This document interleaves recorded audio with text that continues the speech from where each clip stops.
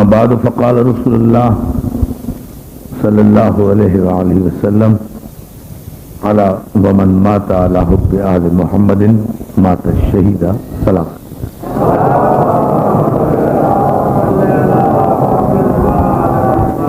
حاضرین گرامی قدر، بزرگان محترم، دانشمندان گرامی، میرے لیے یہ مقام فخر ہے کہ مجھے جناب محترم رضا الہ آبادی علی اللہ مقامہ کے سوم اور چہرم کی مجلس پڑھنے کا شرف حاصل ہو رہا ہے، اور زیادہ مقام فخر یہ بھی کہ ان دونوں مجالس میں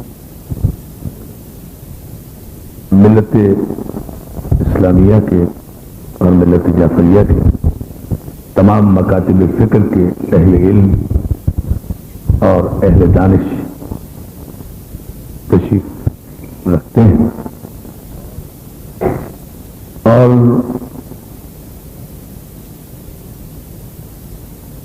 کسی شخص کے انتقال کے بعد، کسی فرد کے اس دنیا سے چلے جانے کے بعد، یہ تو روایتی انداز ہے اور روایت کبھی کبھی حقیقت سے بھی زیادہ قریب ہوتی ہے کہ تعزیتی انداز میں اس کے لیے کلمات خیر ہی کہے جاتے ہیں اور اس کی تعریف و توصیف ہی کی جاتی. یہ ہماری سماجی اخلاقیات کے جو کچھ اصول ہیں ان میں سے ایک یہ اصول شامل ہے کہ ضرور کہا جاتا ہے مرنے والے کے لیے کہ بہت اچھا تھا. یہ بھی کہا جاتا ہے کہ اس کا خلا پر نہیں ہو سکے گا. یہ بھی روایت ہے کہ وہ اس دنیا میں نیک کام کرتا ہوا اس دنیا سے گیا. جو بھی جاتا ہے اس کے لیے یہ عموماً کہا جاتا ہے. لیکن بزرگان محترم، میں آپ کی خدمت میں بات طالب علم ہونے کی حیثیت سے آپ سارے میرے بزرگ بیٹھے ہیں عرض کروں، وہ یہ کہ جتنی بڑی اٹل حقیقت یہ ہے کہ ہر نفس کو ذائقہ موت چکھنا ہے، جتنی بڑی اٹل حقیقت یہ ہے کہ کل نفس ذائقۃ الموت، جتنی بڑی اٹل حقیقت یہ ہے کہ کل من علیہ فان ویبقی وجہ ربک ذو الجلال والاکرام، ہر شے کو پناہ ہے، بقا صرف ذات واجب کے لیے ہے. جتنی بڑی اٹل حقیقت یہ ہے کہ نحن قدرنا بینکم الموت، ہم نے تمہارے لیے موت کو مقدر بنا دیا ہے، تمہاری تقدیر بنا دیا ہے. جتنی بڑی اٹل حقیقت یہ ہے کہ قالوا انا للہ و انا الیہ راجعون، کہا کرو کہ ہم تو ہیں ہی اللہ کے لیے اور ہماری واپسی، ہماری مراجعت، ہمارا پلٹنا بھی اللہ ہی کی طرف ہے. تو یہ قرآنی حقائق بھی ہیں اور بصارت بشر کا مشاہدہ بھی ہے. اس کارخانے قدرت میں یہ سلسلہ آمد و رفت، جیسے سلسلہ حیات و موت کہتے ہیں، جاری ہے اور اللہ جانے کب تک جاری رہے گا. لیکن ایک بات میں آپ کی خدمت میں عرض کروں کہ جتنی بڑی اٹل حقیقت، ناقابل تردید حقیقت یہ ہے کہ موت برحق ہے اور موت کو آنا ہے اور موت یقیناً آئے گی اور موت سے کسی کو مفر نہیں ہے اور ہر ایک کو ذائقہ موت چکھنا ہے، موت مقدر ہے، ہر ایک کو اس مرحلے سے گزرنا ہے، جوان ہو، پیر ہو، مرد ہو، عورت ہو، مسلم ہو، غیر مسلم ہو، کوئی بھی ہو، اسے اس مرحلے سے یقیناً گزرنا ہے. یہ اٹل حقیقت ہے کہ ہر شخص کو موت آئے گی. اتنی ہی بڑی اٹل حقیقت یہ ہے کہ موت شخص کو آتی ہے، شخصیت کو نہیں آتی. صلوات علیہ محمد علیہ وسلم، یہ ہے بنیادی بات ہے نا. اتنی بات ہے کہ جتنی بڑی اٹل حقیقت یہ ہے کہ ہر شخص کو موت آنا ہے، ظاہر ہے کوئی اس کی تردید ہی نہیں کر سکتا. لیکن उतनी ही बड़ी अटल हकीकत यह है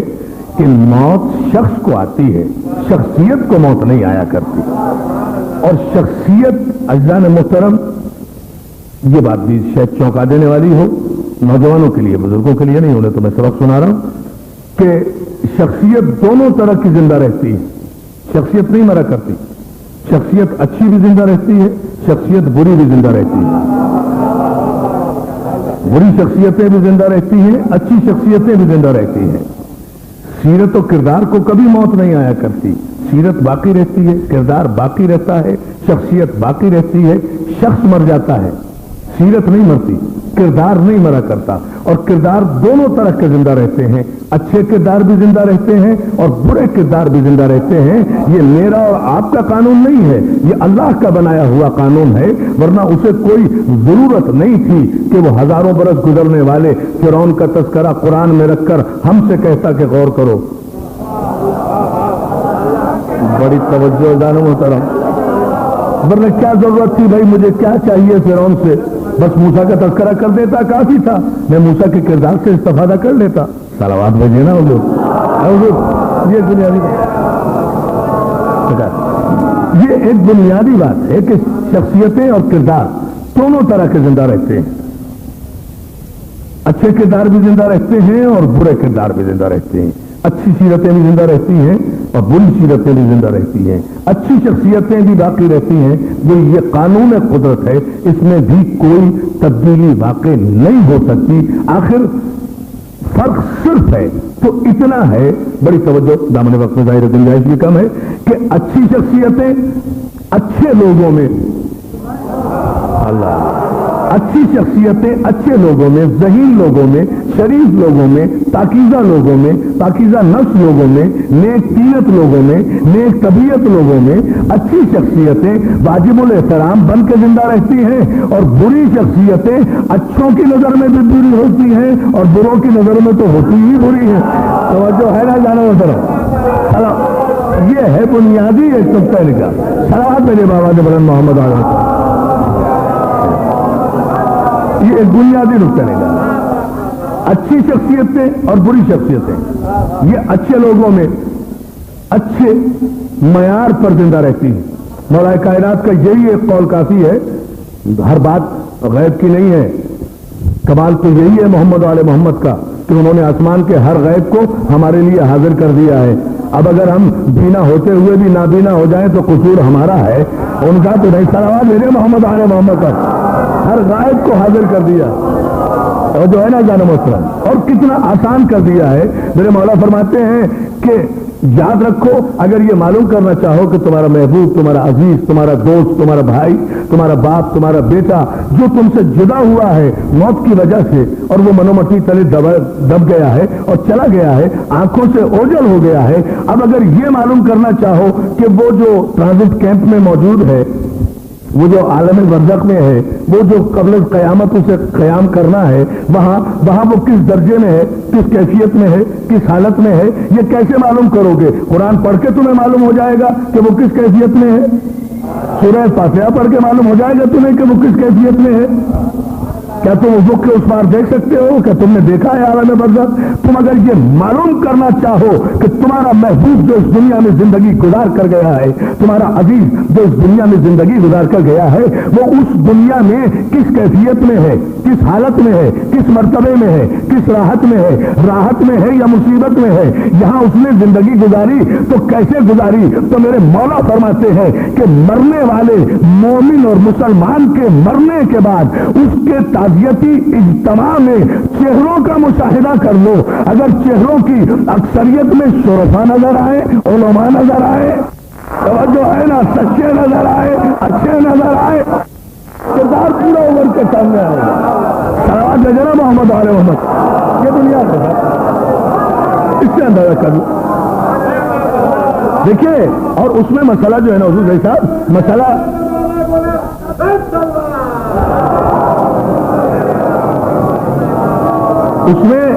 उसमें मसला देखिए, पैमाना ये नहीं बनेगा कि रजा इलाहाबादी साहब के भाई ने शिरकत की, ये पैमाना नहीं है। उनके बेटे ने शिरकत की, ये पैमाना नहीं है। ہاں ان کے بھتیجوں نے شرکت کی، یہ پیمانہ نہیں ہے بھائی انہیں تو شرکت کرنا ہے، انہیں تو شرکت کرنا ہی ہے۔ کمال یہ نہیں ہے خونی رشتے اگر کسی تعزیتی اجتماع میں شرکت کرتے ہیں تو یہ پیمانہ نہیں ہے کہ جانے والا کس مقام پر بیٹھا ہوا ہے اور اس دنیا میں اس نے کتنی پاکیزہ اور محفوظ زندگی گزاری ہے۔ کمال یہ ہے کہ رشتے دار کتنے ہیں اور شرفا کتنے ہیں جن کا خون کا کوئی تعلق نہیں ہے۔ توجہ ہے نا جانا محترم، بہت توجہ، جن کا خون کا کوئی رشتہ نہیں رضا الہ آبادی سے، جن کے خاندان کا کوئی رشتہ نہیں، جن کے صوبے کا کوئی رشتہ نہیں، علاقے کا کوئی رشتہ نہیں، ایون مذہب کا کوئی رشتہ نہیں، مکتب کا کوئی رشتہ نہیں، یہ سارے رشتے تو پھر تسلیم کرو کہ شرافت آدمیت وہ رشتہ ہے جو کبھی کبھی ایمان سے بھی بلند ہوتا ہے، مذہب سے بھی بلند ہوتا ہے۔ شرافت آدمیت، سلامات بھیجے جو جملہ میں نے کہا ہے تو غور کرے، شرافت اس کے لیے مذہب و ملت کی قید نہیں ہوا کرتی، اس کے لیے تاریخ اور جغرافیہ کی قید نہیں ہوا کرتی۔ تو جان محترم اب پھر بات یہاں آ جاتی ہے، میں آگے چل کر اس کی وضاحت تھوڑی سی کروں گا انشاءاللہ، کہ رضا الہ آبادی زندگی آپ کہیں گے بھائی ان کی لائف ہسٹری موجود ہے، ان کے ساتھی موجود ہیں، ان کے ہم عصر حضرات بھی سارے موجود ہیں، سب نے ان کے لیے اپنے اپنے تاثرات بھی لکھے ہوں گے، سب نے ان کے لیے اپنی اپنی باتیں بھی لکھی ہوں گی، اور میں سمجھتا ہوں کہ ہر لکھنے والے نے، بڑی توجہ، ہر لکھنے والے نے اپنی دانش میں اس کی نگاہ میں جو بھی اچھائی ان کی ہوگی اسے اجاگر کیا ہوگا، خواہ نثر میں خواہ نظم میں، ہر اچھائی کو اجاگر کیا ہوگا، خواہ نثر میں خواہ نظم میں۔ بڑے سماجی کارکن تھے، اچھائی اجاگر کی، بڑے غریبوں کے ہمدرد تھے، اچھائی اجاگر کی، بڑے عزادار تھے، اچھائی اجاگر کی، بڑے ماتمدار تھے، اچھائی اجاگر کی، بڑے مرثیہ گو تھے، اچھائی اجاگر کی، بڑے خلیق تھے، اچھائی اجاگر کی، 1952 سے انجمن کی خدمت کر رہے تھے، اچھائی اجاگر کی۔ امام بارگاہ اپنا تعمیر کرایا واحد انجمن ہے معین الرضا کہ جس نے نامسائل حالات میں بھی عزاداری اب بھی قائم ہے، لیاقت آباد کے اجڑنے کے باوجود بھی، توجہ ہے نا، اچھائی بیان کی، خلیق تھے، اچھائی بیان کی، مخیر تھے، اچھائی بیان کی، نیک کاموں میں بڑھ چڑھ کر حصہ لیتے تھے، اچھائی بیان کی، مذہبی اور سماجی خدمات میں بلا اختلاف رنگ و مذہب و ملت حصہ لیتے تھے، بڑی اچھائی بیان کی۔ سب نے یہی اچھائیاں بیان کی ہوں گی، تو جان محترم پھر انفرادیت کیا ہے؟ ایسے تو بہت سے لوگ مل جائیں گے کہ جن میں یہ خصوصیات پائی جاتی ہے، تو آخر رضا الہ آبادی میں ایسی خصوصیت کیا تھی؟ بہت بڑے غزل گو شاعر تھے، بڑی اچھائی بیان کی، ارے توجہ فرمائے نا ذرا محترم، بڑے غزل گو شاعر تھے، بڑی اچھائی بیان کی، مرثیے پڑھتے تھے، بڑی اچھائی بیان کی، تسلسل پڑھتے تھے، بڑی اچھائی بیان کی۔ یہ ساری اچھائیاں ہی اچھائیاں تو بیان کی گئی ہیں، لیکن ایسی اچھائیاں تو معاشرے میں پائے جانے والے اکثر پڑھے لکھے لوگوں میں اور خاندانی لوگوں میں ہوا کرتی تھی۔ عزیزان محترم، اچھائی کا پیمانہ یہ نہیں ہے، اچھائی کا پیمانہ یہ ہے کہ اے دوست، اب میں معیار مقرر کر رہا ہوں کہ شعرا بیٹھے ہیں اور مجھے ظاہر ہے کہ جہاں راغب مراد آبادی صاحب جیسے بزرگ بیٹھے ہوں اور جہاں اتنے بزرگ اور اساتذہ شعرا بیٹھے ہوئے ہوں، وہاں مجھے اس سے کم پر تو بات کرنی بھی نہیں چاہیے رضی صاحب کہ مسئلہ کیا ہے۔ ان کی بڑی اچھائیاں بیان کی ہوں گی، لیکن میری اپنی نگاہ میں جو میری مختصر سی ان سے ملاقات رہی وہ یہ تھی کہ اے دوست، دل میں گرد قبولت نہ چاہیے۔ لیکن میں بڑا پلٹ کے بات کہہ رہا ہوں اجمل بھائی، میں کہ بھائی آپ سارے دوست، اچھائی کیا تھی ان میں؟ یہ اچھائی جو میری اپنی نگاہ میں ہے اسے میں پیش کر رہا ہوں کہ سر اے دوست، جوش نے کہا، جوش ولی آبادی نے کہا، اب اس سے کم تو میں بات نہیں کر سکتا نا، ظاہر ہے ایسے ایسے سلاطین اقلیم سخن میرے سامنے بیٹھے ہوئے ہیں صاحب، میں اور کس کا شعر پڑھوں پھر اس کے بعد؟ بس ایک سوال بیعت فاسق کو رد کیا، ورنہ کسی کی بات نہ ٹالی حسین نے۔ اب اندازہ فرما جہاں میسر لکھنوی کا اتنے بڑے شعر کے بعد اب مجھے پھر جوش ہی کو لانا چاہیے نا، اس سے کم پر تو پھر بات بھی نہیں ہوگی نا۔ میری نگاہ میں جان محترم جو اعلیٰ ترین اچھائی تھی رضا الہ آبادی کی، وہ جوش کے یہ 6 مصرے تھے کہ اے دوست، دیکھیں، اے دوست دل میں گرد کدورت نہ چاہیے، کامیاب زندگی، کامیاب زندگی۔ اے دوست دل میں گرد کدورت نہ چاہیے، اچھے تو کیا بروں سے بھی نفرت نہ چاہیے۔ زندگی یہ ہے، زندگی یہ ہے، زندگی یہ ہے۔ اے دوست اب اس پر دلیل دیکھیں آپ۔ اے دوست دل میں گرد کدورت نہ چاہیے، اچھے تو کیا بروں سے بھی نفرت نہ چاہیے، کہتا ہے کون پھول سے رغبت نہ چاہیے۔ فطرت پہ پابندی تو نہیں لگا سکتے، کہتا ہے کون پھول سے رغبت نہ چاہیے، کانٹے سے بھی مگر تجھے وحشت نہ چاہیے۔ توجہ توجہ جانب و طرف، کانٹے سے بھی مگر تجھے، اب اس سے آپ دو مثالیں سنیں بیت کے جو دوست نے کہے ہیں، اور یہ صرف دوست ہی دلیل دے سکتا ہے اس امر کی کہ کانٹے سے بھی مگر تجھے وحشت نہ چاہیے۔ کیوں؟ اس لیے کہ کانٹے کی رگ میں بھی ہے لہو سبزہ زار کا، پالا ہوا ہے یہ بھی نسیم بہار کا۔ توجہ ہے، توجہ ہے،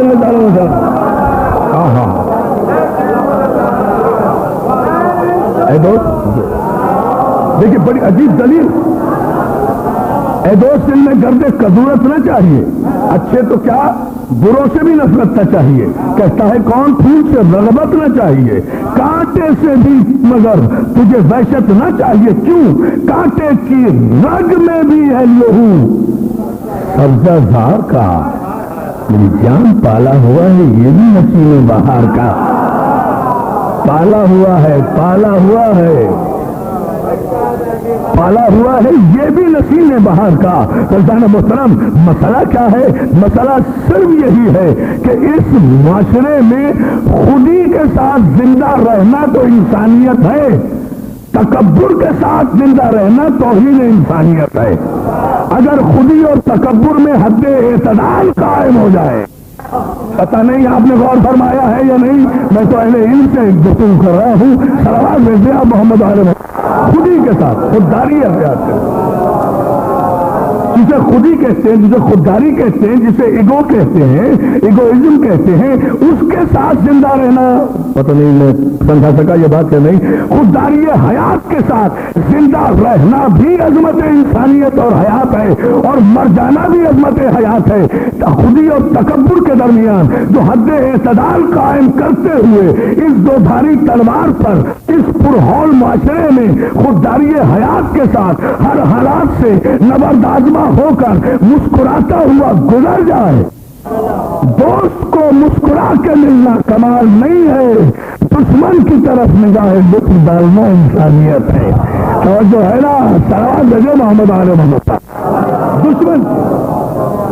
مسئلہ جو ہے وہ صرف یہ ہے کہ حیات کیسے ہو، زندگی کیسے ہو، زندگی کا مقصد کیا ہے۔ آخر پروردگار عالم نے اگر یہ زندگی عطا کی اور ایسے تقویم پر انسان کو پیدا کیا، اعلیٰ ترین پیمانے پر پیدا کیا، قسمیں کھا کر پیدا کیا، والتین والزیتون والطور سینینا وہذا البلد الامین لقد خلقنا الانسان فی احسن تقویم، اتنی قسمیں کھا کر اللہ نے کہا کہ ہم نے انسان کو ایسے تقویم پر پیدا کیا، اعلیٰ پیمانے پر پیدا کیا، بہترین پیمانے پر، اللہ کے نزدیک جو اعلیٰ ترین پیمانہ ہو سکتا تھا ہم نے اس پر انسان کو پیدا کیا۔ تو جان محترم پروردگار جو کروڑ ہاں مخلوق کا خالق ہے، ہر مخلوق کا خالق وہی ہے، لیکن اس نے نہ کبھی فخر کیا کسی تخلیق پر،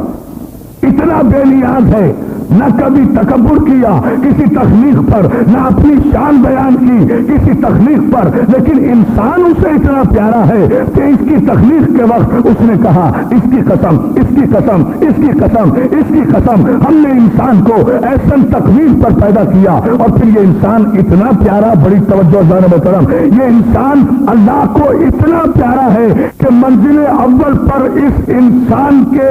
مستقبل اور اعمال کے سرزد ہونے کا انتظار کیے بغیر اس نے اس انسان کے سر پر تاج خلافت بھی رکھا، نورانی مخلوق کو اس کے سامنے سربہ سجود بھی کیا، اور اس کو سجدہ نہ کرنے والے کو راندے درگاہ بھی قرار دیا۔ یعنی ابھی کوئی عمل نہیں کیا انسان نے، سب سے بڑی عجیب منزل ہے سر۔ ابھی کوئی عمل نہیں کیا ہے انسان نے، ابھی نہ کوئی نمازیں پڑھی ہیں، نہ روزے رکھے ہیں، نہ حج کیا ہے، نہ لا الہ الا اللہ کی تبلیغ کی ہے، نہ کوئی مصیبت اٹھائی ہے، ابھی اس انسان نے کچھ بھی نہیں کیا، لیکن اللہ اپنے فضل سے عطا کیے جا رہا ہے کہ نہیں سجدہ بھی کرو، اور جس نے سجدہ نہیں کیا اسے ابلیس قرار دیا۔ ساتھ سوچنے کی بات ہے اور مقام فکر ہے، اور کہنا بھی چاہتا ہوں آپ کی خدمت میں، چونکہ اہل علم کا بجمہ مقدر سے میسر آتا ہے، اس لیے یہ جملہ کہہ رہا ہوں۔ جان محترم، اللہ نے حکم دیا کس کو؟ فرشتوں کو۔ توجہ، حکم تو فرشتوں کو دیا نا، بس قال ربک للملائکۃ انی جاعل فی الارض خلیفہ، فرشتوں کو حکم دیا نا کہ میں خلیفہ بنا رہا ہوں، فرشتوں کو حکم دیا کہ میں مٹی سے ایک بشر بنا رہا ہوں،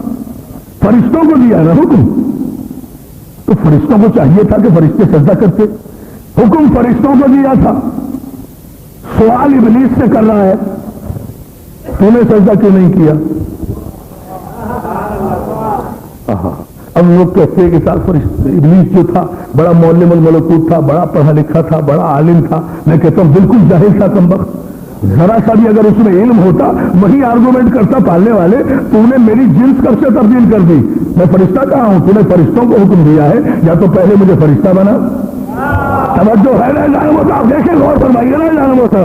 اب اندازہ فرمائیے نا پالنے والے، وَإِنَّهُ كَانَ مِنَ الْجِنِّ، میں تو قوم جن سے ہوں، میں کہاں ہوں فرشتوں کے لیے؟ کوئی بیٹھنے سے فرشتہ ہو جاتا ہے، کوئی صحبت سے فرشتہ ہو جاتا ہے، توجہ ہے نا جانب محترم، یا علی یا آپ غور نہیں فرمائے، کوئی بیٹھنے سے فرشتہ ہو جاتا ہے، کوئی فرشتوں کی صحبت میں بیٹھنے سے نوری ہو گیا ہے، لیکن دوستو ابلیس ہے مگر اپنے مقصد تخلیق سے بغاوت نہیں کر رہا، ہزاروں برس صحبت نور میں بیٹھ کر بھی فرشتوں کی برابری بھی نہیں کر رہا ہے، بتا رہا ہے یہ اور ہے میں اور ہوں۔ توجہ ہے نا، میں نے جملہ تو کہا ہے، سلام بھیجے بابا نے غور فرمایا، اسے چاہیے تھا، اسے چاہیے تھا، وہ کہتا پالنے والے تم نے فرشتوں کو حکم دیا ہے کہ فرشتوں تم سجدہ کرو، فرشتوں کو حکم دیا ہے کہ تم سجدہ کرو، مجھے تو حکم نہیں دیا، یا تو پہلے ڈکلیئر کر کے آج سے میں فرشتہ ہوں، یہ نور سے بنے ہیں، میں نار سے بنا ہوں، میں قوم جن سے ہوں، یہ فرشتے ہیں، میں ان کی صحبت ہی میں تو رہا ہوں، لیکن دیانتداری کی ہے اس نے اپنی تخلیق سے کہ صحبت میں رہنے سے عادت تو بدل سکتی ہے، حسب نسب کی شرافت نہیں آیا کرتی۔ توجہ ہے نا، آپ دیکھیں اس نے بڑی عجیب بات کہی ہے، ورنہ یہ اعتراض بڑا سالڈ تھا، اسے کہنا چاہیے تھا پالنے والے مجھے تو نے حکم کر دیا، تو نے فرشتوں کو حکم دیا ہے، توجہ فرمائنا جا رہے ہو، تو نے فرشتوں کو حکم دیا ہے تو پالنے والے فرشتوں سے سجدہ کرا، مجھ سے کیوں سجدہ کرا رہا ہے؟ لیکن اس نے بجائے اس کے کہ وہ یہ کہتا الٹی بات کہہ بیٹھا کہ پالنے والے خلقتنی میں فرشتوں کو تو چھوڑ بیٹھا، آدم کے پیچھے پڑ گیا، تو نے مجھے آگ سے پیدا کیا، اسے مٹی سے پیدا کیا، یہ تو عدل نہیں فرما رہا، افضل کو مفضول کے سامنے جھکا رہا ہے، تو فرشتہ بہت توجہ، میں آگ سے بنا ہوں، یہ مٹی سے بنا ہے، مٹی کی تقدیر میں پستی ہے، آگ کے فطرت میں بلندی ہے، بلند کو پست کے سامنے جھکا رہا ہے، تو یہ سارے فیصلے اس کے دماغ میں ڈال کون رہا ہے؟ یہ اتنے اجتہادی مسئلے جو لے کے بیٹھ گیا وہ، یا علی یا علی یا علی، توجہ ہے ذرا محترم، یہ اتنے اجتہادی مسائل جو وہاں لے کر بیٹھ گیا کہ کیا پست ہے، کیا افضل ہے، کیا مفضول ہے، بھائی اسے بس میں بتاؤں مارا ہی اتنی سی بات پر گیا ہے کہ خلافت الہیہ ہے اصول دین میں، اور اصول دین میں نہ اجتہاد ہے نہ فتویٰ ہے، توجہ ہے نا جان محترم، امر کی تعمیل ہے، مسئلہ یہ ہے بنیادی نقطہ نگاہ۔ بہت شکریہ، آپ بہت احسان مند اور شکر گزار آپ کا، دامن وقت کی گنجائش بھی میرے پیش نگاہ ہے اور باتیں بھی مجھے بہت زیادہ کرنا ہے، لیکن میں بڑی تیزی سے گزروں گا ایک نتیجہ دینے کے لیے، اور وہ یہ جان محترم کہ کہ وہاں یہ اجتہادی مسائل لے کر بیٹھ گیا، یہ آگ سے بنا ہے، یہ مٹی سے بنا ہے، یہ ایسے ہے اور یہ افضل ہے، یہ مفضول ہے، یعنی دوسرے معنی میں اگر اہل علم نتیجہ نکالیں گے تو یہی نتیجہ نکالیں گے نا کہ ابلیس کی خطا یہ نہیں تھی کہ اس نے سجدہ کیا یا نہیں کیا، اس کی خطا یہ تھی کہ اصول پر اجتہاد کیا اور توحید کے عدل میں شک کیا۔ یا علی یا علی یا علی، توجہ ہے نا جان محترم؟ میں ابھی اب عزیز جملہ کہہ رہا ہوں، آپ غور نہیں فرما رہا ہوں۔ اگر اس کے علاوہ آپ چاہیں تو اسے پورے اشرے پر پھیلا دیں، چاہیں تو پوری کتاب لکھ دیں جدید صاحب اس بات پر کہ اس نے اصول میں اجتہاد کیا، ایک غلطی، اور دوسری غلطی یہ تھی کہ توحید کا انکار نہیں کیا، توحید کا انکار نہیں کیا، توحید کا اقرار کیا، اس کے عدل کا انکار کیا،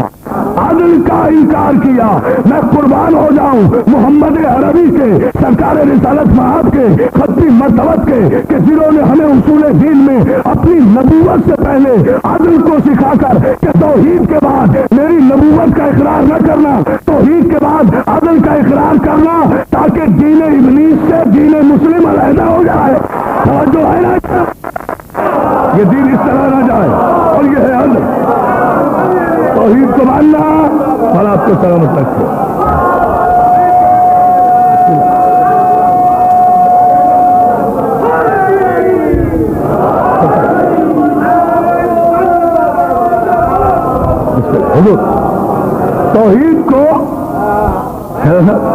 توحید کو ماننا مگر عدل کے ساتھ، بس اتنا سا مسئلہ ہے صاحب، توحید کو ماننا مگر عادل کے ساتھ۔ تو اب اصول حیات کائنات کیا ہوا؟ توحید نہیں، عادل۔ مقصد تخلیق بشریت کیا ہوا؟ توحید نہیں، عادل۔ نظام کائنات کیا ہوا؟ توحید نہیں، عادل۔ توحید کو مانو مگر عادل کے ساتھ۔ تو رضی صاحب پھر میں آپ کی بات کہہ دے رہا ہوں آج کی مجلس میں کہ اصول دین اور مقصد حیات اور مقصد تخلیق کیا ہوا؟ توحید نہیں، عادل۔ توحید کو مانو مگر عادل کے ساتھ۔ تو ہر مسلمان جو اقرار توحید کر رہا ہے وہ اس کے عدل کا ساتھ ساتھ اقرار کرے گا تو اس کی توحید کہلائے گی توحید، اور اگر وہ توحید کا اقرار کرے اور عدل کا انکار کرے، عدل کا انکار کرے تو یہ لا الہ الا اللہ کا اقرار بھی اسے فائدہ نہیں پہنچا سکے گا۔ تو بھائی اس میں کوئی زبردستی کی بات نہیں ہے، جمہوریت کا زمانہ ہے، آپ ہم سے کیسے مطالبے کر رہے ہیں؟ ہم تو اس خدا کو نہیں مانتے جو عادل نہ ہو، آپ ظالم حکمرانوں کو ہم سے جزو ایمان بنوانا چاہتے ہیں۔ توجہ ہے تو دیکھیں نا آپ بادشاہوں کو توحید کے قائد سلوات میرے بابا کے بغیر عدل ہے، ہمارا ایمان ہے۔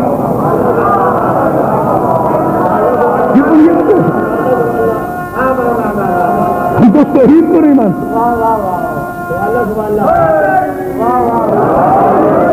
ہم تو توحید بھی وہ مانتے ہیں جو عدل پر مبنی ہو، اور ہمارا ایمان ہے کہ پروردگار رزق دیتا ہے عدل، حیات دیتا ہے عدل، موت دیتا ہے عدل، جوانی میں موت دے عدل، ضعیفی میں موت دے عدل، رزق دے عدل، بارش برسائے عدل، قحط کرے عدل، جو کچھ کرے عدل، جو بھی کچھ وہ کرتا ہے وہ عدل ہی عدل ہے۔ ہاں توجہ ہے نا جان محترم، جو بھی کچھ وہ کرتا ہے وہ عدل ہی عدل ہے، ہر خیر اس کی جانب سے ہے۔ تو جان محترم اس لیے اس نے اپنی جانب سے انسانی رہنمائی کے لیے نمائندگان عدل بھیجے ہیں، اور نمائندگان عدل ہی کو اردو میں معصوم کہا جاتا ہے۔ بس میں اتنی سی بات کہہ رہا ہوں، سلام میرے محمد آل محمد پر۔ فلسفہ اتنا سا ہے جو کسی کی سمجھ میں نہ آئے، بات صرف اتنی سی ہے، جدی تلی بات جو ہے دوستو اور سالڈ بات جو ہے وہ اتنی سی ہے، اور اسی شاہراہ عدل پر 10 20 50 60 70 برس تک زندگی گزارنا یہی امتحان ہے انسان کا۔ اسی شاہراہ عدل پر نہ ادھر سے ادھر افراد کو تفریق میں مبتلا ہو، نہ ادھر سے ادھر جائے، بلکہ شاہراہ عدل پر رہے، اور اس کے لیے پروردگار نے واضح کر دیا انا ہدیناہ السبیل اما شاکرا و اما کفورا۔ ہم نے سبیل کی ہدایت کر دی ہے، روشنی دکھا دی، نور دکھا دیا، روشنی دکھا دی، نور دکھا دیا، پیغمبر بھیج دیے، نبی بھیج دیے، امام بھیج دیے، ولی بھیج دیے، کتابیں بھیج دی، معجزے بھیج دیے، نور بھیج دیے، منزل دکھا دی، روشنی دکھا دی، راستہ دکھا دیا، صراط دکھا دیا، آنکھیں دے دی، شعور دے دیا، لاشعور دے دیا، ستی شعور دے دیا، لاشعور دے دیا، یہ بینائی دے دی، بصارت دے دی، بصیرت دے دی، اچھے برے کی پہچان دے دی، تمیز دے دی، سب کچھ تمہیں عطا کر دیا، دین مکمل کر دیا، نعمتیں تمام ہو گئی، وہی کا باب بند ہو گیا، دین مکمل ہے، اب اس صراط عدل پر قائم رہنا ہے یا نہیں، اس لیے ہم قیامت تک یہ نظارہ دیکھتے رہیں گے، تمہیں اس دنیا میں چھوڑ کر بھی اور اس دنیا سے بلا کر بھی۔ یا علی صلوات ہے دینا محمد آل محمد صاحب، یہ ہے کلیہ۔ اور اجداد محترم مولا آپ کو سلامت رکھے، اگر آپ متوجہ ہیں اور یقیناً ہیں تو پھر اس پورے گفتگو کا ماحصل وہ صرف یہ ہے کہ عدل کیا ہے، اسے اپنا عدل اتنا پیارا ہے کہ اس نے اس پوری جسمانی کائنات میں بھی نظام عدل ہی کو قائم رکھا۔ شعراء کرام نے اسی گہرائی کی طرف تو متوجہ ہو کر کہا ہے نا کہ زندگی کیا ہے، عناصر میں ظہور ترتیب، یہ ظہور ترتیب ہی تو عدل ہے۔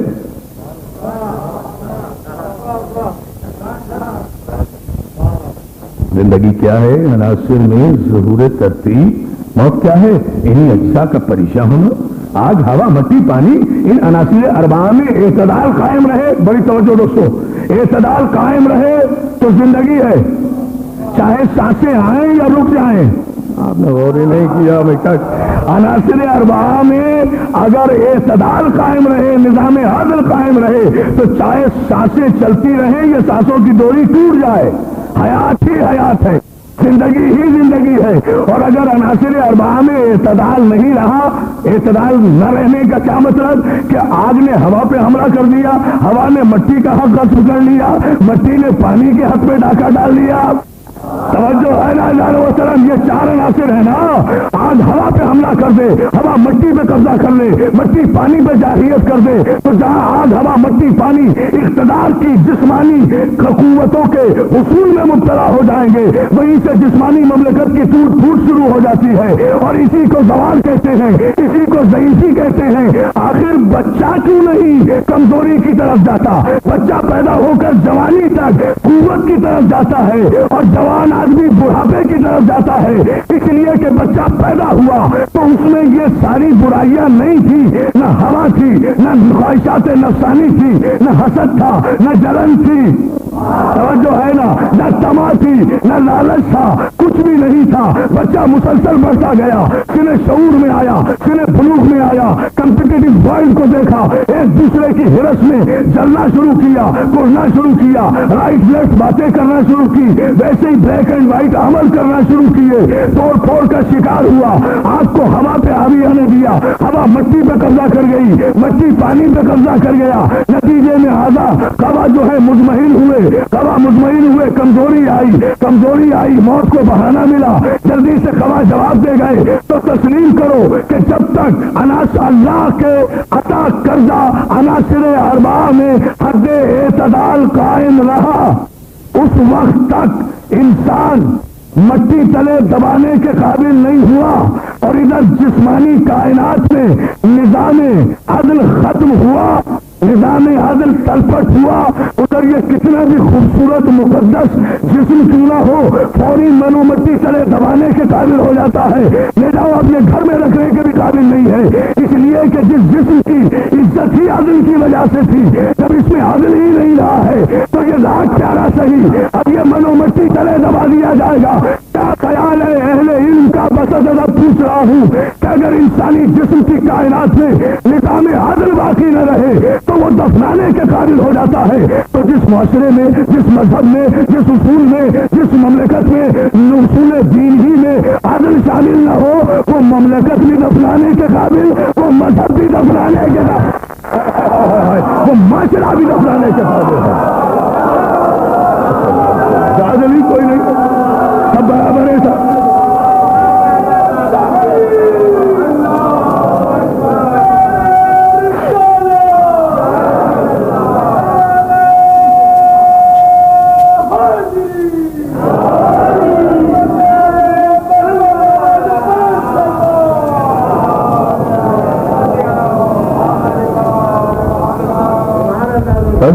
اس وقت کی؟ غور فرمائے، مسئلہ تو یہ ہے کہ پھر وہ معاشرہ کہاں جائے،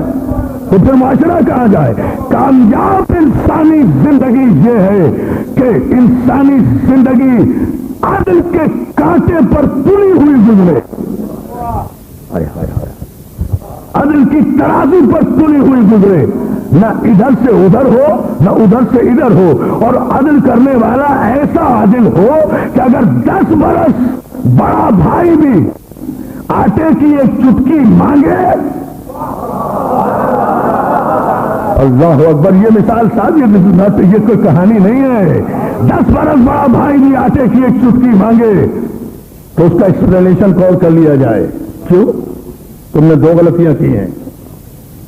کہا نہیں 2 غلطیاں کیا کی ہیں، میرے روزینہ کم ہے، بچے زیادہ ہیں، خوراک پوری نہیں ہوتی، میرے مولا فرماتے ہیں کہ تم نے 2 غلطیاں کی، ایک تو تم نے میرے عدل پہ شک کیا، ضرورت تمہیں 4 روٹی کی ہے اور میں 3 دے رہا ہوں، تو اس کا مطلب ہے کہ میں تمہارے حق کا غاصب ہوں، اور جو ہے نا جان محترم، اور اگر میں نے تمہیں تمہاری طرف سے کم آٹا دیا تھا تو آج سارے بچوں نے بھی کھایا ہے، عقیل تم نے بھی کھایا ہے، ساتھ میں 2 روٹیاں میں نے بھی کھائی ہیں، قمر 2 روٹی کی چٹکی اور کم کر لو، یہ زیادہ تھا، تو جو ہے نا جان محترم، خراب بھیجا بابا نے فلان، یہ ہے میزان۔ اب بات کیا ہے جان محترم، مسئلہ کیا ہے؟ یہ ہر شخص کہتا ہے جہاں کسی کی موت کی خبر سنی انا للہ و انا الیہ راجعون، ہم تو اللہ کے لیے ہیں، اللہ کی طرف ہمیں جانا ہے، اللہ کی طرف ہمیں جانا ہے، ابھی نماز پڑھیں گے، واجب قربت اللہ، واجب قربت اللہ، اللہ کے تقرب کے لیے، نہ اللہ کے تقرب کے لیے، اور جب اللہ واقعی اپنے پاس بلانا چاہتا ہے تو کوئی جانے کو تیار ہی نہیں ہوتا۔ بھائی تم ہی تو 5 وقت کی نمازوں میں کہتے رہے ہمیں اللہ کے قریب جانا ہے، اللہ کے قریب جانا ہے، تو اللہ کے قریب جانے کی تو شرط یہ ہے کہ مر جاؤ، اللہ کے قریب جاؤ گے، بس یہ ہے فلسفہ۔ اللہ کے قریب جانے کی شرط تو پھر یہ ہے، اللہ کے قریب جانے کی دن رات نمازوں میں دعا کی نا، واجب قربت اللہ، سنت قربت اللہ کے تقرب کے لیے، اللہ کی قربت کے لیے، اور جب اللہ بلانا چاہتا ہے اب ہاتھ پاؤں مار رہے ہیں، اب نہیں جانا چاہتے اللہ کے پاس، کیوں؟ وجہ سبب خود ہی تو ساری زندگی کہتے ہوئے گزر گئی کہ ہم تو ہیں ہی اللہ کے لیے اور ہماری واپسی بھی اللہ کی طرف ہے، تو واپسی جب اللہ کی طرف ہو رہی ہے تو جاؤ نا اللہ کی طرف، کیوں نہیں جانا چاہتے؟ عزیزان محترم، اس لیے کہ یہ انا للہ پڑھنے والا خود جانتا ہے کہ ہر ایک کی واپسی اللہ کی طرف نہیں ہے، یہ آیت کنڈیشنل ہے، اس میں پہلے انا للہ کہنا پڑتا ہے کہ ہم تو ہیں ہی اللہ کے لیے، تو اللہ کی طرف وہی خوشی خوشی جائے گا جو جیا ہے اس دنیا میں صرف اللہ۔ توجہ ہے نا عزیزان محترم، جو جیا امید بھائی، جو جیا ہے اس دنیا میں صرف اللہ کے لیے، اور میں ساری گفتگو کو سمیٹ کر 3 منٹ میں آپ کے حوالے کیے دیتا ہوں عزیزان محترم، جو جیا ہے اللہ کے لیے اور جو اللہ کے لیے جیا ہے وہ ابن ملزم کی ضربت کھانے کے بعد کہے گا فزتو برب الکعبہ، رب کعبہ کی قسم میں کامیاب ہو گیا، اس لیے کہ زندگی بھر دعا کر رہا تھا قربت الہی کی، اور جو ہے نا یہ اور پوری کائنات اللہ کو سلام صاحب، پوری کائنات آدم و عالم میں پہلا اور آخری انسان ہے میرا علی کہ جس نے ڈیتھ اسٹیٹمنٹ میں کہا ہے کہ میں کامیاب جا رہا ہوں، کسی کا قول نہیں ملتا، پوری تاریخ اٹھا کر آپ دیکھ جائیے، یہ صرف علی کا قول ہے جس نے اعتماد سے کہا میں کامیاب جا رہا ہوں، میں جا رہا ہوں کامیاب، رب کعبہ کی قسم میں کامیاب جا رہا ہوں، بڑے اعتماد سے کہہ رہے ہیں، یہ علی نے کہا، اللہ کہہ کے گفتگو ختم کر رہا ہوں، یہ علی نے کہا کہ میں کامیاب جا رہا ہوں، اور یہ علی کے غلام نے کہا کہ فراز دار سے نیسم بیان دیتے ہیں، رہے گا ذکر علی ہم زبان دیتے ہیں، ہم زبان کی کامیابی دیتے ہیں، کامیاب زندگی حضور کامیاب فراز دار سفید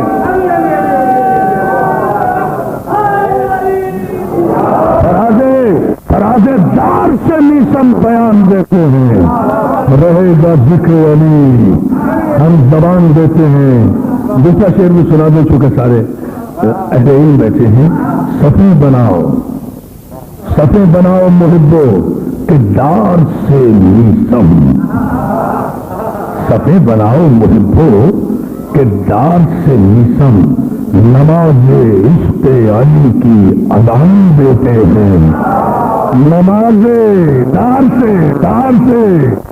नमाज़े इश्क़ अली की अजान देते हैं। तो दान मोहतरम, जिंदगी और मौत का फलसफा ये नहीं है कि सांसें चलती रहें तो जिंदगी है, सांसें बंद हो जाएं तो मौत है। ये फलसफा तो करबला वालों ने खत्म कर दिया, तलपट कर दिया। सांस की आमद और रफ्त का नाम जिंदगी नहीं है और सांस के बंद हो जाने का नाम मौत नहीं है। अगर सांस की आमद और रफ्त का नाम जिंदगी होता तो उमर साद अब भी जिंदा रहता, सिमर अब भी जिंदा रहता और हुर मर जाता। लेकिन आप सभी आशूर देखेंगे कि उमर साद की सांसें आती रही, वो सांसें लेने के बावजूद मर गया और हुर हुसैन की खिदमत में आया, सांसें बंद हो गई। अलैहिस्सलाम है, जिंदा है, बाकी है, जिंदा है, बाकी है। तो जान मोहतरम, मसला है खुददारी हयात के साथ निज़ाम अदल पर कायम रहते हुए। दोस्त वली आबादी ने बड़ी अजीब बात कही थी कि मौत सलामत भेजने के मतलब मैं जुमला करके यही गुफ्तगू खत्म कर देता हूँ। इसी में मसाइब भी हैं और इसी में फदाइल भी हैं। एक अजीब और गरीब बात कही कि ये मंजिल जो है अज़ान मोहतरम के यजीद के दौर में था क्या, खुददारी हयात को ठेस पहुंच गई थी, खुददारी हयात को ठेस पहुंच गई थी। क्यों? लहरा रहे थे दाम तमक्कुन के वो अलम, जिनके जिलों में सायका, जिनकी हवा में सम, जिसका नबी निफाक था, जिसका खुदा दिरम। अब बताइए साहब यजीद की तारीफ, जिसका नबी निफाक था, जिसका खुदा दिरम, वो मिंबरे रसूल पर रखने को था कदम और ताज हिल रहा था शहे मशरकैन का, मुंह तक रही थी गर्दी से तौरा हुसैन का। ऐसे में एक गुबार उठा सर निगाह सा, कांपा, फटा, फजा पे हुआ